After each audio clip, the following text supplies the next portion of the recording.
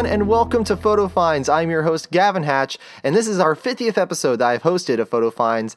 I am so excited and cannot believe it's been over a year that I've been doing this show for y'all, and I have enjoyed every minute of it. And as you can see, we have a new logo. The new logo was designed by my friend Rich Santos. He's done a fantastic job. He also helped Patrick and I with our Florida e-ticket logo, and he just does great work. He's a visual artist, fantastic what he does. So thank you so much, Rich, for this new logo.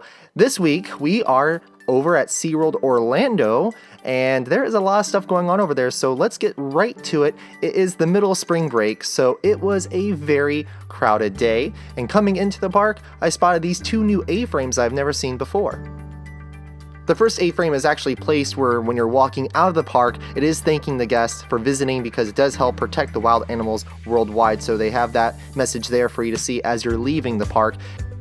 The second one is placed out front of the ticket windows. That way, if you don't want to wait in the long lines at the ticket windows, you can purchase your tickets on SeaWorld's website and then take those directly to the turnstiles. I take it that you can probably just scan the tickets through the phone at the turnstiles, so it saves time and hassle, and you don't have to print out papers and take them up to the turnstiles with you. So that's kind of cool. Again, I have not seen these before. They probably have been here for a little bit of time, but it is relatively new for me. And like I said earlier, it was spring break, so it is very crowded. Even SeaWorld gets very crowded this time of year, and in the mornings, everyone's going to the ticket windows, the security checkpoints take a bit of time, and then there is a good long line at the turnstiles just to get inside. You really get an idea of how busy the park is when you go to the shows. SeaWorld has a lot of shows, and this time of year, the theaters are completely full, and they overlap shows just to keep the crowds down. I noticed that there was a Blue Horizon show going on just about 15 minutes before a One Ocean show started. That way, both are going on at the same time and alleviate some of the crowds. During non-peak seasons, you don't really see this. You do have a good amount of time to go see one show and then walk over to another stadium to start another showing. Now, speaking of entertainment at SeaWorld, a lot of people have been talking about it because it's been in the news constantly lately. The ending of the Shamu shows, the killer whale shows in the parks is happening and will be happening in Orlando by 2019. SeaWorld announced they will not be getting rid of their whales, but instead the ones they already have in captivity will be living out the rest of their lives, which could be up to 50 years, so it could be a while before we no longer see whales inside the parks. But they will no longer be using the whales for theatrical type of shows like they've been doing for a number of years. Instead, it's going to be more educational programs that the trainers will present to the guests, and they will not be asking the whales to do all types of behaviors that they do during the shows. It'll be a lot more natural and more informative and educational for the guests to experience. How they're going to do this, I'm not sure, and the format, but the concept art looks kind of cool of how they're going to kind of change the tanks to make it look more natural. And I wonder if the stadium's going to stay there, if they're going to get rid of that and convert that. No details have been released on that stuff yet, but it's very interesting and very controversial. A lot of people have different feelings about it, but it is going to be interesting to see how SeaWorld makes these changes over the coming years. It might have been less than 5 years ago they put in a rising floor in the back tank of the pool, and this was planned to be done throughout the entire area. That way trainers can get back into the waters.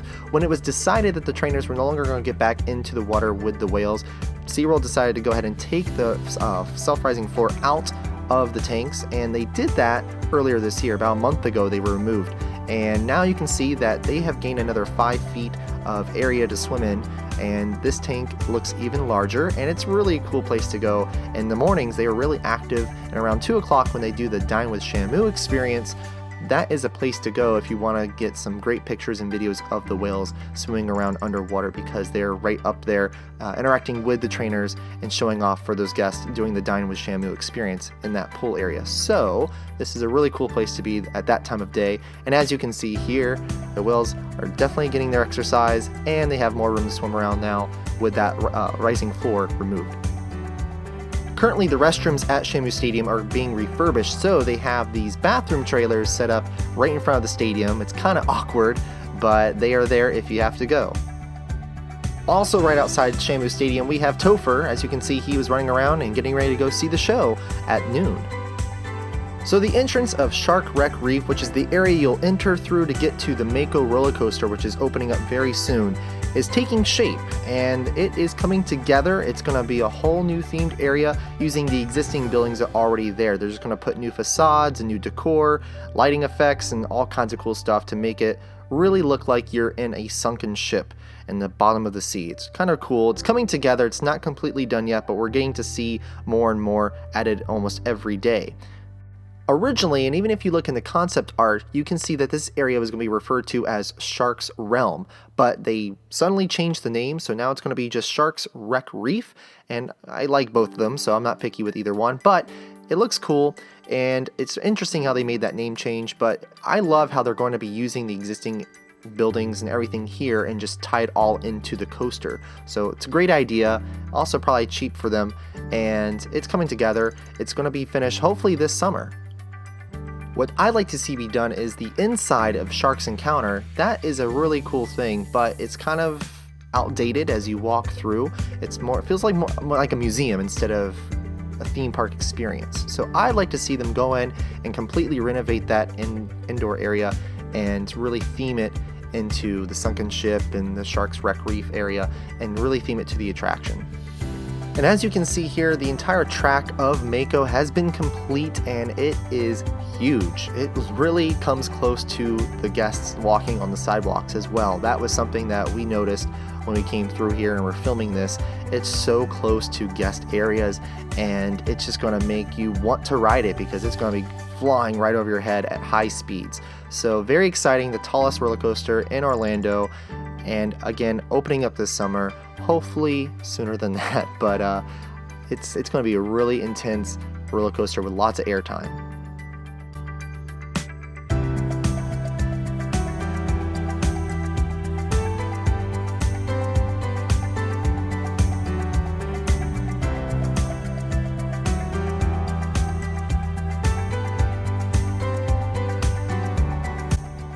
Over by Blue Horizons, Surf's Up Hoops is a kind of like a midway game that you can play, and I've never seen this before. You can actually get a pretzel from Mama's Pretzel Kitchen as a prize. So I guess instead of taking one of these stuffed animals, which a lot of people don't want those, you can play and win something to eat in the park. I think that's a really great idea, and I might start playing this game more often because I would prefer to have food than a stuffed animal. And if you have not had the chance to go into Mama's Pretzel Kitchen before at SeaWorld Orlando, definitely do that because they have lots of great options, lots of great pretzel food to choose from, drinks, and it's just it's really cool. It's a really neat, cute themed area. Over in the Key West area of the park, they have a sign for wine tastings, and it didn't really give you a whole lot of information though about it. It just told you how much it was and what you got to taste, but it didn't tell you where to go and where it was taking place. It was just a random sign sitting out on the sidewalk. So I like more information on this, but again, something I've never seen before in SeaWorld is the wine tasting options being offered. If you've done this before, let me know in the comments below.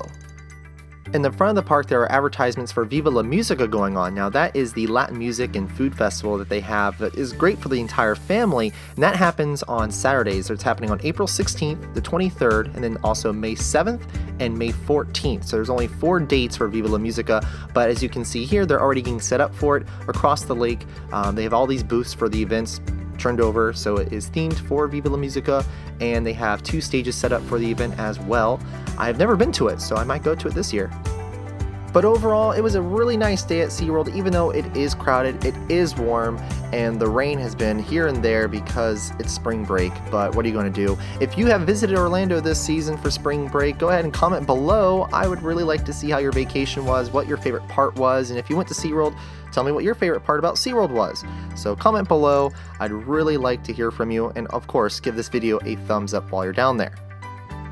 Now, last week we were at Universal Orlando, and I posted a picture of a certain character from 1953 that Universal created, but you don't see him in the parks a lot, and I want to know if you guys recognized him, and pretty much everyone got him correct. Everyone knew exactly who this character was, so it was Chilly Willy, and I was really impressed with how many of you knew exactly who this character was.